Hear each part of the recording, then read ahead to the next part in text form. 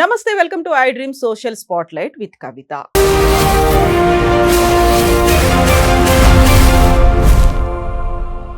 మహారాష్ట్ర మాజీ మంత్రి బాబా సిద్దికీని చంపేసిన తర్వాత లారెన్స్ బిష్నోయ్ పేరు దేశవ్యాప్తంగా చర్చకొచ్చింది. దీంతో పాటుగా నెక్స్ట్ టార్గెట్ సల్మాన్ ఖాన్ అనేటువంటి మాట విపరీతంగా వైరల్ అవుతోంది. At the same time social మీడియాలో కూడా లారెన్స్ బిష్నోయ్ని సనాతన ధర్మ పరిరక్షకుడు అని, స్వచ్ఛ భారత్కి బ్రాండ్ అంబాసిడర్ అంటూ ప్రాజెక్ట్ కూడా చేస్తున్నారు. అసలు ఎవరి లారెన్స్ బిష్నోయ్? బిష్నోయ్‌ల కథ ఏంటి? వాళ్ళ చరిత్ర ఏంటి? మనతో పాటుగా ఉన్నారు ప్రముఖ న్యాయవాది సాయి కృష్ణ ఆజాద్ గారు. ఆజాద్ గారు, నమస్కారం అండి. నమస్తే రవిత గారు. సో బిష్నోయ్ అనేది ఇప్పుడు ప్రముఖంగా వినిపిస్తున్న మాట. అందులోనూ లారెన్స్ బిష్నోయ్ గ్యాంగ్స్టర్ అంటున్నారు. అరెస్ట్ అయినప్పటికీ 700 మందిని ట్రైన్ చేశారు. నెక్స్ట్ టార్గెట్ సల్మాన్ ఖాన్ అనేది సనాతన ధర్మ పరిరక్షకుడుగా. ఎందుకని అంతలా ప్రొజెక్ట్ చేస్తున్నారు ఆయన్ని? ఒకటండి, ఇప్పుడు లారెన్స్ బిష్నోయ్ అనే ఆయన, అంటే బిష్నోయ్ అనేది తెగ సంబంధించిన ఆచార వ్యవహారాలని పాటించేవారు. ఆచార వ్యవహారాలను ఒక రాజస్థాన్ ఆ ప్రాంతంలో, పరిసర ప్రాంతాలు 2-3 రాష్ట్రాల్లో కొన్ని ఆచార గురు జంబేశ్వర్ గారు 1500వ శతాబ్దంలో, అంటే దాదాపు 500-600 సంవత్సరాల క్రితం ఆయన అక్కడ ఉన్న ఆ తెగ ఏదైతే ఉందో వారికి ఈ కొన్ని ధర్మరక్షణకి సంబంధించి ధర్మరక్ష పరిరక్షకుడుగా ఆయన కొన్ని 29 ప్రిన్సిపల్స్ ఏవైతే ఉన్నాయో, నియమ నిబంధనలు, ఇప్పుడు అప్పుడేనండి 500-600 సంవత్సరాల క్రితమే ఆయన చెప్పడం జరిగింది. దాన్ని ఆచరించే వాళ్ళే బిష్నోయ్ తెగ. మనం కూడా ఆచరించవచ్చు, అవి రోజు మనం చేసేదే. సో దాన్ని ఇంప్లిమెంటేషన్ చేయాలి, పర్ఫెక్ట్ గా ఇంప్లిమెంటేషన్ చేయాలి. సో దాన్ని ఆచరించే వాళ్ళు బిష్నోయ్ సంబంధించిన ఆరాధ్యకులుగా మనం చెప్తాం. దేశ విదేశాల్లో కూడా వాళ్ళు ఉన్నారు మొత్తం, ఇప్పుడు కొన్ని ప్రాంతాల్లో. సో ఏమవుతుందంటే వాళ్ళు ప్రకృతిని ఎంతగా ప్రేమిస్తారంటే వాళ్ళ ప్రాణం పైన వదులుకుంటారు, కానీ ప్రకృతిని మాత్రం వదిలిపెట్టరు. పచ్చడి చెట్లు నరకటం విషయంలో కానీ, కృష్ణ జింకల విషయంలో కానీ, తర్వాత ఏదైనా అవాయిడ్ చేసిన జంతువులు ఏవైతే ఉన్నాయో మన రోడ్డు మీద వదిలేస్తుంటారు, వధశాలకు పంపించే జంతువులు ఏవైతే ఉన్నాయో అవి కానీ, తర్వాత ఇప్పుడు మనం ఉన్న స్ట్రీట్ డాగ్స్ గురించి ఇప్పుడు మనం మాట్లాడుకున్నాం, వాళ్ళు అప్పుడే మాట్లాడుకున్నారు. అలాగే ఏదైతే ఒట్టిపోయిన గోవులు అంటాం కదండి, అవి ఇప్పుడు గోశాలలో వచ్చినాయి, సంతోషం. కానీ అప్పటి నుంచి 500 సంవత్సరాల క్రితమే ఆ తెగ వాళ్ళని ఆ గోశాల ఏదైతే ఉందో, అంటే పశుపక్షాలను ప్రేమించడం, ప్రకృతిని ప్రేమించడం, మనుషుల్ని ప్రేమించడం. అలాగే వాళ్ళు ఎంత స్ట్రిక్ట్ గా ఉంటారంటే దానికోసం ప్రాణాన్ని ఇస్తారు. మనకు తెలుసు, అంటే ఉన్నాయి చిన్నప్పుడు మనం చదువుకున్నాం, చిప్కో మూమెంట్ ఉంది, సుందర్లాల్ బాబు చెట్లని వాళ్ళు వాటేసుకుంటారు. వాళ్ళు మనం చెట్లు నరికితే వాళ్ళు వాటేసుకొని మేము మమ్మల్ని నరికేసేది పర్లేదు, కానీ మేము మాత్రం ప్రకృతిని ఏం ముట్టుకోము. వాళ్ళు అగ్నిని పూజిస్తారు, విష్ణువుని అయితే అసలు మామూలు ఉండదు అన్నమాట. ఆ మహావిష్ణువుని వాళ్ళు అవతార పురుషుడిగా బాగా ప్రేమిస్తారు, గౌరవిస్తారు, పూజిస్తారు. అంటే ఇక్కడ ఏం ఆలోచించాలంటే, ఇప్పుడు ఈ కేసు విషయంలో లారెన్స్ బిష్నోయ్ అని ఆయన పేరుతో ఈ బిష్నోయ్ తెగ అందరికి వచ్చింది, కానీ అది ఎప్పటి నుంచో గొప్ప తెగ అండి. నిజంగా నేను చాలా లైక్ చేస్తాను. అంత ఏం లేదండి, చాలా 29 ప్రిన్సిపల్స్ ఏవైతే ఉన్నాయో ఖచ్చితంగా మీకు విషయం తెలిసిన వాళ్ళు నీలి రంగు బట్టలు కూడా వేసుకోరు, ఎందుకంటే ప్రకృతికి సంబంధించి ఇబ్బంది అవుతుంది. అలాగే వాటర్ ఎక్కువ అవుతుంది అని చెప్పేసి. అలాగే కొన్ని అంటే నిజంగా ఇండిగో చెట్టు ఉంటుంది కదా బ్లూ కలర్, అది కొంచెం మనకి నెగిటివ్ సెన్స్ ఉంటుంది. సో అది వేస్తే ఇక బ్లూ కలర్ ఉంటుంది అనే ఉద్దేశంతో అలాగా దాన్ని కూడా అవాయిడ్ చేస్తారు. ఆ 29 నియమాల్లో కూడా అదొక భాగం. సో ఇవన్నీ కూడా వాళ్ళు అసలు మద్యం ముట్టరు, మత్తు పదార్థాలను సేవించరు, మాంసం తినరు, 2 పూట్ల యథావిధిగా స్నానం చేస్తారు, చిన్నపిల్లలను చూసుకుంటారు. ఒక్కటే మీకు తెలియదు ఏం కాదు, అందరూ చూస్తారు, కృష్ణ జింకలను వాళ్ళ తల్లులు పాలిస్తారండి, పిలిచి మనం ఇట్లా పట్టుకొని పాలిస్తారు, చిన్నపిల్లలకి ఇచ్చినట్టుగా. ఎంత ప్రకృతిని ప్రేమిస్తారంటే, అలాంటి సందర్భంలో ఇతను ఏదో ఒక షూటింగ్ ఏదో 1998లో సోనాలి బింద్రే వీళ్ళందరూ కలిపి ఏదో ఆ ప్రదేశానికి జోధ్పూర్కి వెళ్ళి సల్మాన్ ఖాన్ వాళ్ళు ప్రేమించే జంతువులు ఏవైతే ఉన్నాయి, ముఖ్యంగా కృష్ణ జింకను వాళ్ళు దైవంతో సమానంగా భావిస్తారు, అసలు దైవమే వాళ్ళకి. సో అంటే ప్రకృతిని ప్రేమిస్తారు, అందులో కృష్ణ జింక అంటే ఇంకా అసలు వాళ్ళకి ఏంటంటే ఒక రకంగా దానికోసం వాళ్ళు ఏదైనా చేయడానికి కూడా సిద్ధంగా ఉన్నారు. ఆ యొక్క సిద్ధాంతం అదండి. అంటే ఇక్కడ మనం ఆలోచించాల్సింది, ఇక్కడ సల్మాన్ ఖాన్ జింకను చంపాడు అవన్నీ పక్కన పెడితే ఆ బిష్నోయ్ తెగ చాలా గొప్పది అనేది మనం చెప్తున్నాం. అది సనాతన ధర్మం విషయంలో కానీ, ప్రకృతిని ప్రేమించే విషయంలో కానీ. ఇప్పుడు ఈ రోజు స్వచ్ఛ భారత్ అంటున్నాం మనం, వాళ్ళు అప్పటి నుంచే స్వచ్ఛ భారత్ ఉందండి. సో ఈ రోజు మనం మద్యం తాగొద్దు, మాంసం ఇప్పుడు చెప్తున్నాం, ఇవన్నీ అప్పటి నుంచే ఉన్నాయి అవన్నీ. ఆ తెగలో అది చాలా గొప్ప తెగ అండి. దేశంలో కదా, ప్రపంచంలోనే చాలా అబద్ధాలు ఆడరు, వడ్డీలకు డబ్బులు ఇవ్వరు, ఇవన్నీ అంత చక్కగా ఉంటది. అంటే అసలు ఒక నియమ నిబంధనల ప్రకారం ఉండే తెగ అది. ఇప్పటికీ మనకు వైష్ణవానికి సంబంధించి అవును. విష్ణు ఆరాధకులు వైష్ణవానికి సంబంధించి బోల్డ్ అన్ని దేవాలయాలు కనిపిస్తాయి, లేకుంటే ఆరాధకులు భక్తులు చాలా మంది కనిపిస్తారు. వాళ్ళందరికంటే ఇప్పుడు బిష్ణోయిని ఒక సుపీరియర్ గా చూస్తున్నారు. అవును. ఎందుకలా అసలు? అంటే ఇప్పుడు అదేనండి గురు జంబేశ్వర్ గారు చెప్పింది నియమ నిబంధనలు ఏంటంటే ప్రకృతే దేవుడు.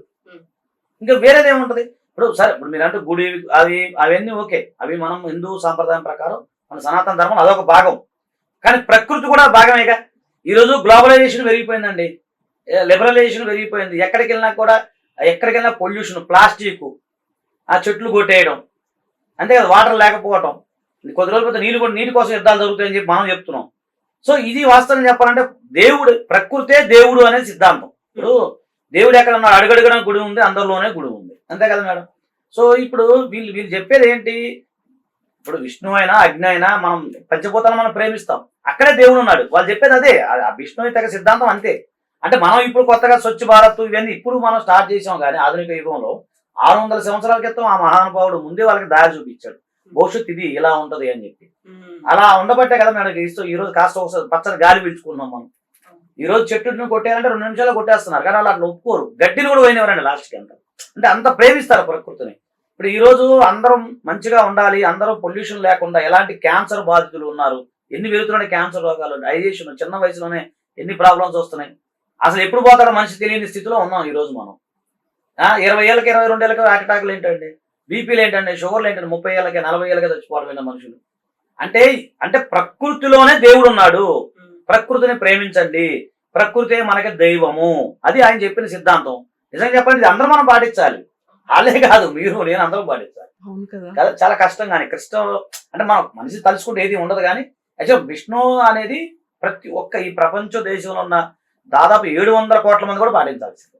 అప్పుడు నిజంగా ప్రపంచం చాలా సుభిక్షంగా ఉంటుంది. ఒకసారి ఆలోచించండి. ఎదుటివాన్ని మోసం చేయకుండా, ఎదుటివాన్ని తిట్టకుండా, విమర్శలు కూడా చేయకూడదు. విమర్శలు కూడా చేయకుండా మన పని మనం చేసుకుంటా నీతిగా, నియమంగా, నీట్గా, శుచిగా, శుభ్రంగా, మొత్తం ఎక్కడ ప్లాస్టిక్ వేయకుండా, ఎక్కడ ఏది చేయకుండా ఉంటే ఎంత బాగుంటుంది ఒకసారి ఊహించుకోండి మొత్తం. అది కదా దైవత్వం అంటే. ఇప్పుడు ఈ లారెన్స్ బిష్నోయ్ గురించి మాట్లాడుకుంటున్నప్పుడు మీరు చెప్పినటువంటి సల్మాన్ ఖాన్ షూటింగ్కి వెళ్ళింది హమ్ సాత్ సాత్ హై. అక్కడ జరిగినటువంటి జోధ్పూర్ లో జరిగినటువంటి ఇన్సిడెంట్ అప్పుడు లారెన్స్ బిష్నోయ్ 5 ఏళ్ల చిన్న పిల్లోడు, 98 26 ఏళ్ల పాటు దాన్ని ఇంకా గుర్తు పెట్టుకొని ఇప్పుడు సల్మాన్ ఖాన్ నే టార్గెట్ గా వెళ్తున్నాడు. బాబా సిద్దికి తర్వాత నెక్స్ట్ టార్గెట్ సల్మాన్ ఖానే అని అంత ప్రగాఢంగా ఎందుకని ప్రచారం జరుగుతుంది. At the same time Lawrence Bishnoi ఇప్పుడు ఒక 700 మంది షూటర్లని రెడీ చేసి పెట్టాడు అనేది నిజమేనా ఇది? అంటే ఒకటి చెప్పాలండి, అంటే మీకు ఒక చిన్న ఎగ్జాంపుల్ చెప్తాను. జలియన్ వాలాబాగ్ ఘటన మనం చూసుకుంటాం. 1919లో 1919 జలియన్ వాలాబాగ్ జరిగింది అమృత్సర్లో, మనకు తెలిసింది. అప్పుడు సర్దార్ ఉద్ధామ్ సింగ్ అనే ఆయన జనరల్ డైర్ని చంపాడు. ఆ విషయం మనకు తెలుసు. అప్పుడు అతను ఎంత వయసు అండి? 5 years బాబు, చిన్న బాబు.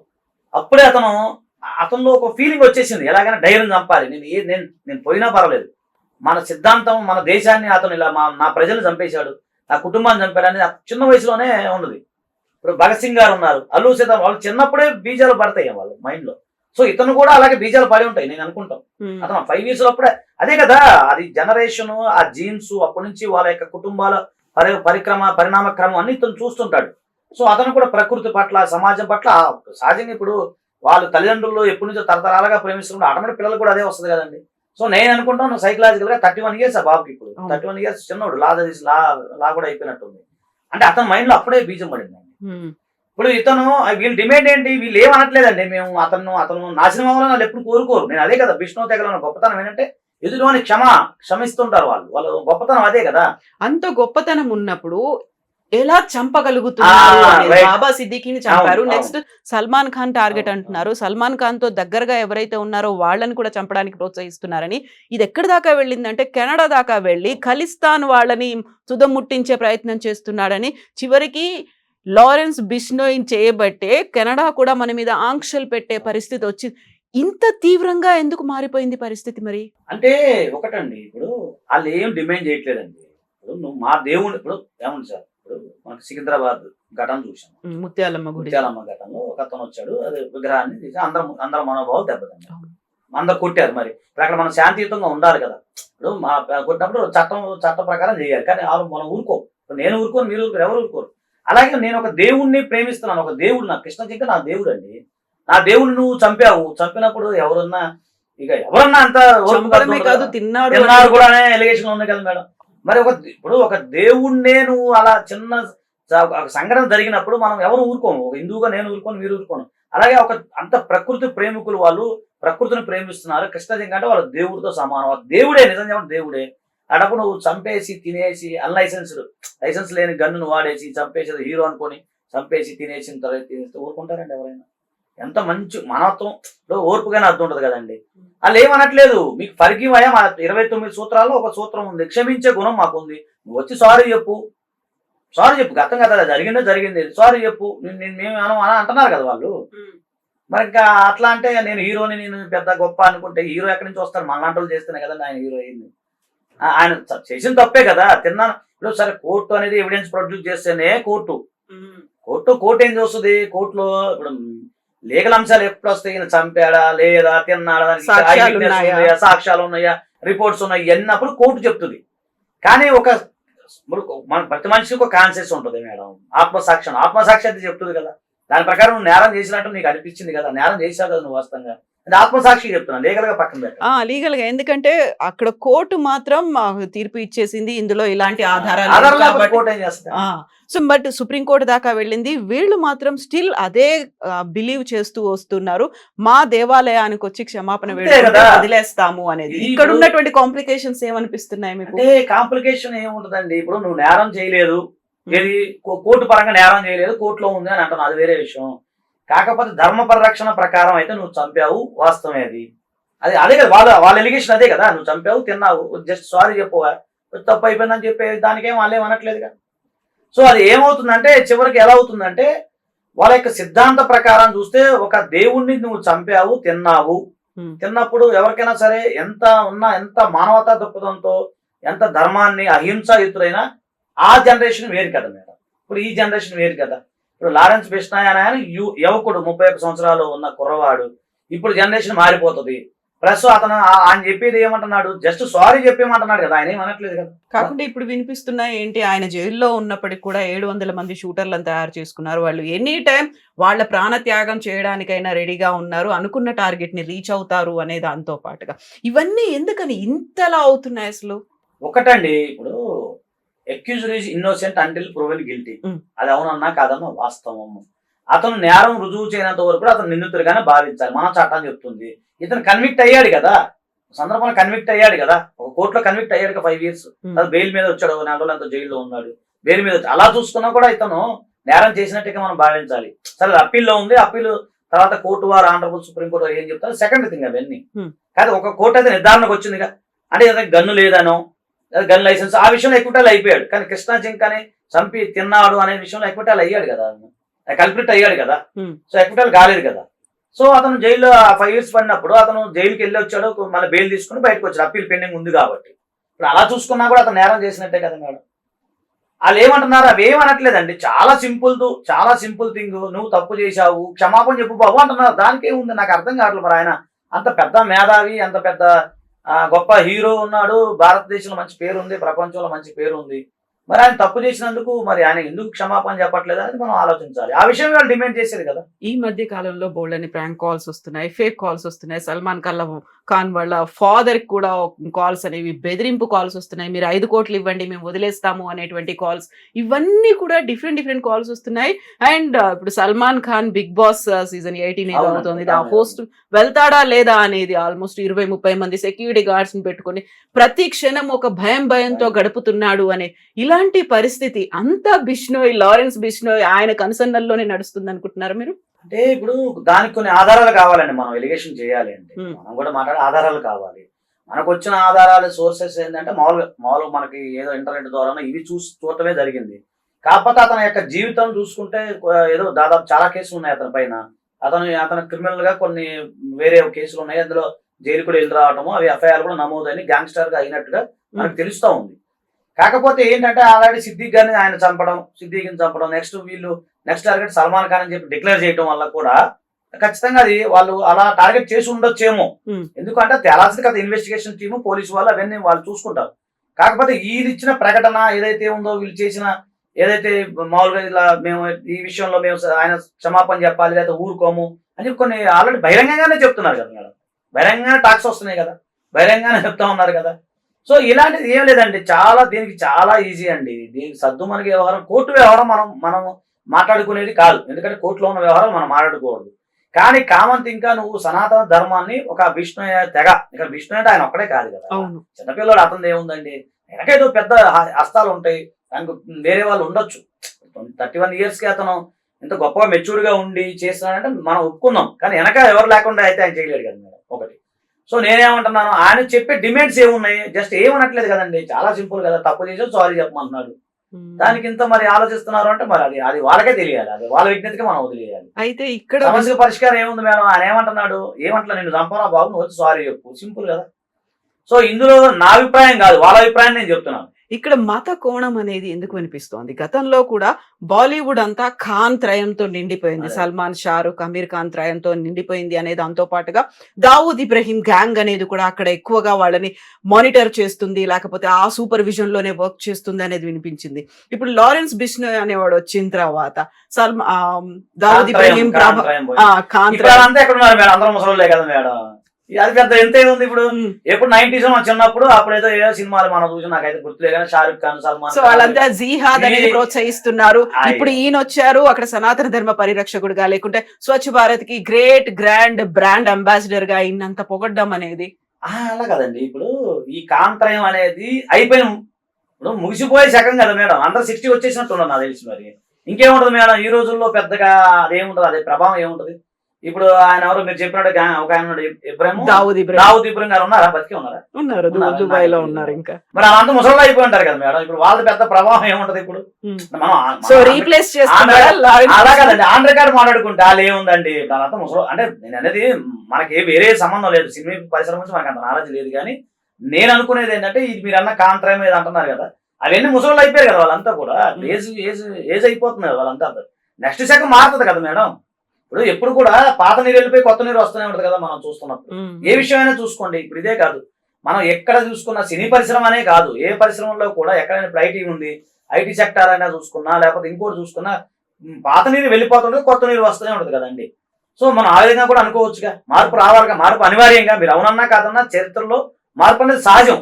మీరు చెప్పేది ఓన్లీ సినీ పరిశ్రమ గురించి మాట్లాడుతున్నారు, కానీ ఇప్పుడు చూస్తే పారిశ్రామికవేత్తలు వస్తున్నారు అంతే కదండి. చాలా చాలా చోట్ల యువకులు ముందుకు దూసుకెళ్తా ఉన్నారు. ఇప్పుడు ఇదంతా నాకు తెలిసి వీళ్ళంతా 60కి వచ్చేసినట్టున్నారు, అందరూ 60+ కదా మేడం. 60+ ఏముంటుంది, వాళ్ళు ఇప్పుడు సాధించేది ఏముంటుందండి. అది ఎవరైనా కానీ ఆ సినీ హీరోలు వాళ్ళు ఉన్నారు, వచ్చారు బాలీవుడ్ హీరోలు, వీళ్ళు కాంత్రయం అని మీరు అన్నట్టుగానే ఉండొచ్చు. ఒకప్పుడు బాగా నడిచింది, సినిమాలు నడిచినాయి, ఓకే మంచిదే, మనం గొప్పగా మన దేశ చరిత్ర పేరు మంచిగా వచ్చింది, కాంత్రయం అనేది వచ్చేసింది. ఇంకేముండదు, 60+ వచ్చిన వాళ్ళకి గొప్పగా ఏముండదండి. కొత్త నీరు వెళ్ళిపోతుంది, పాత నీరు వెళ్ళిపోతే కొత్త నీరు వస్తుంది. మనం ఆ కోణంలో కూడా ఆలోచించవచ్చుగా. ఇంకొకటి, ఈయన బిష్నోయ్ అనే ఆయన బ్రాండ్ అంబాసిడర్ అనేది ఏం లేదండి. ఎందుకంటే వాళ్ళ తెగే బ్రాండ్ అంబాసిడర్, మనం అట్లా ఆలోచించాలి. ఇప్పుడు ఈయన ఒక్కడే కాదుగా, తెగలో లక్షలాది మంది ఉన్నారు ఆ తెగలో. అంటే నేను ఏమన్నానంటే, గురు జంబేశ్వర్ 29 సూత్రాలు ఎవరు పాటించినా మనం కూడా బిష్నోయ్ అవ్వచ్చు, మీరు బిష్నోయ్ అవ్వచ్చు. ప్రత్యేకంగా దానికి ఇట్లా ఏం ఉండదు, జాయిన్ అవ్వాలని రెస్ట్రిక్షన్స్ ఏమి ఉండవు. మనం రోజు పాటించేదే వాళ్ళు చెప్పారు. సో ఈ బిష్నోయ్ అన్న ప్రత్యేకంగా దీనికి అంబాసిడర్ అని ఏముంటది, బిష్నోయ్ తెగ అని మనం అనాలి. ఆ తెగ పీపుల్ అందరూ బ్రాండ్ అంబాసిడర్లే. ఈవెన్ మనం ఆ 29 సూత్రాలు మనం పాటించాం, మనం కూడా బ్రాండ్ అంబాసిడర్లే కదా మేడం. అంతే కదా మేడం, మంచి పనే కదా, అదన్నీ మంచి కార్యక్రమాలే కదా. మీరు నెట్లో దొరుకుతాయి. నేను కూడా మొన్న అంతకుముందు చదివాను, చిన్నప్పుడు ఒకసారి చూశాను నేను, బాగా 10 years బ్యాక్. దీని గురించి నేను కొన్ని కృష్ణ జింకల కేసులు మాకు మామూలుగా కేస్ స్టడీస్ వస్తాయి కదా, వచ్చినప్పుడు నేను వీళ్ళ గురించి బాగా ఎంక్వైరీ చేసి చదివాను. ఇక్కడ కూడా ఉన్నారు, హైదరాబాద్ లో ఉన్నారు బిష్నోయ్ తెగలు, మా ఫ్రెండ్సే ఉన్నారు సికింద్రాబాద్ లో. సో వాళ్ళ ఒపీనియన్ ఏంటి ఇప్పుడు ఈ లేటెస్ట్ ఎపిసోడ్ మీద? అంటే వాళ్ళు ఏమంటున్నారంటే, అంటే నేను ఇది పెద్ద సబ్జెక్ట్ గా రాలేదు, కానీ కలుస్తుంటారు, నాకు మాట్లాడుతుంటాను కదా. ఇక్కడ చాలా మంది ఉన్నారు, సికింద్రాబాద్ ఉన్నారు, మనకి ఈ సైడ్ చాలా మంది ఉన్నారు, బిష్నోయ్ తెగలు చాలా మంది ఉన్నారు. అక్కడి నుంచి వచ్చిన వాళ్ళు, సెటిల్ అయిన వాళ్ళు, తెలుగు బాగా మాట్లాడతారు, వాళ్ళు లేస్తే అదే చేస్తారు. ఇప్పుడు నేను తెలంగాణ జనరల్ వాళ్ళ ఇంటికి ఎక్కడికైనా వెళ్ళాను అనుకోండి, చక్కగా మంచి వాటర్ ఇస్తారు, బాగా మాట్లాడతారు, ప్రశాంతంగా మాట్లాడతారు, కూల్ గా మాట్లాడతారు. నేను అన్నా, మీరు అంటే మామూలుగా ఈ case study, Salman Khan case study విషయంలో నేను ఆ బిష్నోయ్ ఏంటి కొంత రీసెర్చ్ చేశాను.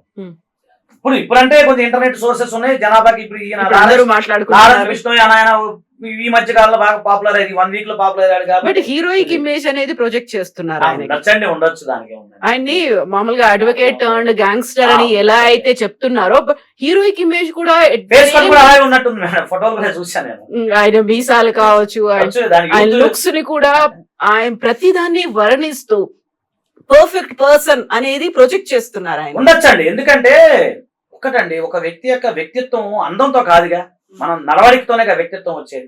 ఇప్పుడు అందంగా చాలా 6 ప్యాక్ ఉండి వాడు దుర్మార్గంగా ఉంటే ఏం ఉపయోగం?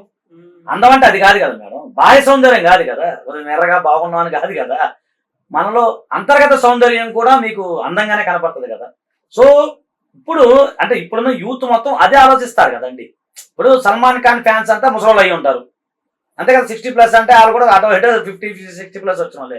ఇప్పుడు కొత్త తరం ఉంది, ఇప్పుడు యువరక్తం వచ్చింది, ఇతను 31 years చూడంగానే మంచిగా అతను బయట చూసుకున్నా అందంగా ఉన్నాడు, లోపల వాళ్ళు చేసే కార్యక్రమాలు కూడా అందంగా ఉన్నాయి, ఆటోమేటిక్ అట్రాక్ట్ అవ్వడం సహజం కదా మేడం. నేను కూడా ఫ్యాన్ ఆయన ఓపెన్ చెప్పాలంటే. ఆ బిష్ణోయ్ అన్న తెగకి నేను ఫ్యాను. బిష్ణోయ్ అన్న ఎవరైతే ఉన్నారో దానికి నేను తెగను. అదే లారెన్స్ ఉండొచ్చు, లేకపోతే XYZ ఉండొచ్చు, ఇంకొక బిష్ణోయ్ కూడా ఉండొచ్చు, అది మనకు సంబంధం లేదు. ఆ 29 సూత్రాలు ఏదైతే ఉన్నాయో, ఆ బిష్ణోయ్ ఏదైతే ఉందో దానికి నేను ఫ్యాను. ఖచ్చితంగా ప్రేమించాలి, వాళ్ళు చెప్పేది నిజం కదా మేడం, నిజంగా అక్కడ అసలు ఎంత బాగుంటుందంటే ఆ 29 సూత్రాలు మనం పాటిస్తే హ్యాపీగా ఉండదు మనకు. ఎందుకు మన అయ్యప్ప మాల వేస్తారు మేడం, అయ్యప్ప మాల అప్పుడు ఎంత చక్కగా వాళ్ళు ఆ స్వాములు ఎంత మంచిగా ఉంటారు, స్వామి అని పిలుస్తారు, మాత అని పిలుస్తారు, చెప్పులు లేకుండా నడవటం, అవేంటి మేడం, అవి కూడా ఒక నియమ నిబంధనలు, ఒక మన జీవన ప్రయాణంలో ఒక నియమ నిబంధనలు. ఎంత చక్కగా ఆ స్వామి మాలేసుకున్నాం చూస్తున్నాం, దండం పెట్టేది ఎవరైనా కానీ. అట్లనే ఒక మంచి సాధు స్వభావం ఉన్న వ్యక్తిత్వం కదా ముఖ్యం, అంతే కదా మేడం. ఇప్పుడు కృష్ణ జంకలు తినేసి నేను హీరో అనుకుంటే ఎట్లా తప్పు కదా, ఎదుటి వాళ్ళ యొక్క మనోభావాలను దెబ్బతినేసి నేను పెద్ద హీరో అని చెప్పి గన్ను పట్టుకుని 4 ఫోటోలు దిగితే అయిపోతుందా మేడం? అట్లా కాదు కదా, అది కాదు కదా కావాల్సింది. హీరో అంటే అది కదా, హీరో అంటే తెర మీద నటించేది హీరో కాదు కదా మేడం, రియల్ లైఫ్ లో కూడా ఉండాలి కదా. కాబట్టి ఏంటంటే ఇప్పుడు జనరేషన్ అంతా కూడా అట్లా ఆలోచిస్తున్నారు. బిష్ణోయ్ నిజంగా రియల్ హీరోనే, అవునన్నా కాదన్నా. బిష్ణోయ్ అంటే లారెన్స్ బిష్ణోయ్ అనట్లా నేను, బిష్ణోయ్ బిష్ణోయ్ అంటే అన్ని వస్తాయి ప్లోరల్. అది ఇక్కడ కూడా ఉన్నారు, మీరు రేపేనండి ఒక నాకు టైం ఇస్తే తీసుకొస్తా వాళ్ళని. మన ఫ్రెండ్స్ ఉన్నారు, నేను సీరియస్ గా చెప్తున్నాను, మన ఫ్రెండ్స్ ఉన్నారు, చక్కగా మాట్లాడతారు వాళ్ళు. నాకంటే నేను ఇప్పుడు వాళ్ళకి ఏం కాంటాక్ట్ అవ్వలేదు, సాయంత్రం మాట్లాడతాను అన్న, మీరు రండి. అసలు ఇంకా నాకంతకంటే వాళ్ళు ఇంకా పాటించే వాళ్ళు కాబట్టి వాళ్ళు ఇంకా డీప్ గా చెప్తారు. ఖచ్చితంగా మన ప్రజలకు తెలియజేద్దాం. ఒకటండి, బిష్ణు ఏదైతే ఉందో అది అందరం పాటించాల్సిందే, ప్రపంచంలో ప్రజలందరూ పాటించాల్సిందే. పాటిస్తే దేశం సుభిక్షంగా ఉంటుంది, సమాజం సుభిక్షంగా ఉండదు. సరే, ఈ కృష్ణ జింకల కేసు ఆయన క్షమాపణ చెప్పడం ఆయన కోర్టులో ఉన్నాయి, కోర్టు వ్యవహారాలు ఒకటి. తర్వాత మరి నెక్స్ట్ ఏం జరిగిద్ది అనేది మనం వెయిట్ చూద్దాము. మీకైతే నా బిష్ణోయ్ తెగవాలని తీసుకొస్తే. ఇప్పుడు స్టాండప్ కమెడియన్ ఉన్నారు మునావర్ ఫారూఖీ, ఆయన కూడా లిస్ట్ లో ఉన్నారు. సల్మాన్ ఖాన్ తర్వాత నెక్స్ట్ టార్గెట్ మునావర్ ఫారూఖీ అనేది వినిపిస్తుంది. ఆయన్ని కూడా లారెన్స్ బిష్నోయ్, ఈ బిష్నోయ్ గ్యాంగే లేపేస్తుంది అనేది. వీళ్ళందరూ కూడా ఏదంటే ఇప్పుడు మనం ఇంతసేపు మాట్లాడుకున్నది మతం వైపు తీసుకెళ్తున్నారు అనేది. మునావర్ ఫారూఖీ కూడా ఇక్కడ హైదరాబాద్ లో stand up comedy shows పెడతామంటే Raja Singh చాలా తీవ్రంగా వ్యతిరేకించాడు. నేను అడ్డుకుంటాను, ఆందోళన చేస్తాను అన్నాడు. ఎందుకంటే హిందూ దేవతల్ని దేవుళ్ళని ఆయన అవమానకరంగా మాట్లాడుతున్నాడు. అంత ముందు ఒక పెద్ద పెయింటర్ ఒక అతను ఉన్నాడు, జాకిర్ హుస్సేన్ ఎవరో, ఆయన అవును, ఎంఎఫ్ హుస్సేన్ సరస్వతి దేవిని కూడా నగ్నంగా చిత్రీకరించాడు కదండి. అది ఇప్పుడు మీకు ఏ రైట్ ఉంటదండి? నేను ఒకటి వీడియో చెప్తాను మేడం. నేను ఆయన షఫీ గారు ఎవరో ఒక అతను ఉంటారు, ముస్లిం సంబంధించిన మత ప్రవచనాలు, ఆయన సూపర్ గా చెప్పారండి. ఆ వీడియో నేను రాత్రి చూశాను. పేరు నాకు బ్రదర్ షఫీ, అవును, షఫీ గారు ఇంకొక ఆయన ఉన్నాడండి, ఆయన పేరు నాకు గుర్తురాలేదు, ఏదో ఉంది. జస్ట్ ఒక వీడియో జస్ట్ చూసాను నేను, షుబ్లీ అని ఏదో ఉంది ఒక ఆయన పేరు, భలే చెప్తాడు తెలుగు. మన ఆయన ఒకటే మాట అన్నాడు, సికింద్రాబాద్ ఘటనలో ఇట్లా జరిగింది, ఒక అతను మన ఊరు, అతను మన రాష్ట్రానికి సంబంధించిన వ్యక్తి కాదు, అది సలీమో ఎవరో సలీం ఖాన్ అతను ఇట్లా చేశాడు. అతను ఏమన్నాడంటే ఇక్కడ హిందూ ముస్లిం అని కాదు, అసలు ముఖ్యంగా అక్కడ ఉన్న ముస్లిం సంఘాల వాళ్ళు ముందు అది ఖండించాలి. అసలు ముస్లిం సంఘాల వాళ్ళు, సికింద్రాబాద్ లో ఉన్న ముస్లిం సంఘాల వాళ్ళు ముందుకు రావాలి, వచ్చి ఎవరైతే తప్పు చేశారో అతను మక్కిలేరు కొట్టాలి, ఫస్ట్ మీరు కొట్టాలి, హిందూ సోదరులు కాదు, ముందు మీరు కొట్టాలి అని చెప్పి ఆయన చక్కగా చెప్పాడు. కరెక్టే కదా అది. ఇప్పుడు ఇక్కడ మన సోదర భావంతో ఉన్నప్పుడు తప్పు ఎవరు చేసినా తప్పే కదా. ఆ ప్రాంతంలో ఏళ్ల తరబడి కలిసి దశాబ్దాలుగా అక్కడే ఉంటున్నప్పుడు, మనది సెక్యులర్ స్టేట్ అవునన్నా కాదన్నా, అన్నదమ్ములా కలిసి ఉంటాము. ఒక సంఘటన జరిగినప్పుడు ముందు వాళ్ళే రావాలి కదా. అదే ఆయన చెప్పింది నాకు చాలా బాగా నచ్చింది. సో ఇలాగే ఇప్పుడు మీరు అన్నట్టు ఈ మతపరమైన విషయాలు వచ్చినాయి అంటున్నారు కదా, మీరు మతపరమైన విషయాలు అయితే అన్నారు కదా ఇప్పుడు అన్ని కారణం త్రయము లేకపోతే మునవర్ ఫారూక్ XYZ స్టాండప్ అని. ఇప్పుడు దాన్ని ఖండించాల్సింది మనం కాదు, వాళ్ళే ఖండించాలి. తప్పు చేసినప్పుడు తమ్ముడు తనుడైన ధర్మం ప్రకారం నడవాలి. ఇప్పుడు ఆయన చెప్పినట్టుగానే ఆ బ్రదర్ మంచిగా మాట్లాడారు. ఆయన చెప్పినట్టుగానే మీరు అక్కడ సికింద్రాబాద్ ఘటన జరిగినప్పుడు ముందు ఖండించాల్సింది ఎవరు? సంబంధించిన ముస్లిం పెద్దలు ఎవరైతే ఉన్నారో వాళ్ళు ఖండించాల్సిన మక్కలేదు దాని ఆయనే చెప్పాడు.